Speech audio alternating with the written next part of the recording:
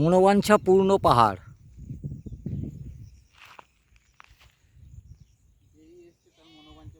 যেই এসছে সেই তার মনোবাঞ্ছা পূর্ণ করে নিয়ে তবে গেছে। এইখানে হর পার্বতী বসে আছে, এই ঘরে হর পার্বতী বসে আছেন এই পাহাড়ের মাথায়। ওই পুরোহিত ওখানে ওই যে পুজোর জোগাড় করছেন। মনোবাঞ্ছা পূর্ণ অবশ্যই হবে, আপনারা পারলে একবার এই পাহাড়ে এসে ঘুরে যাবেন। আর আমার ভিডিওটাকে লাইক, সাবস্ক্রাইব, শেয়ার করে দেবেন।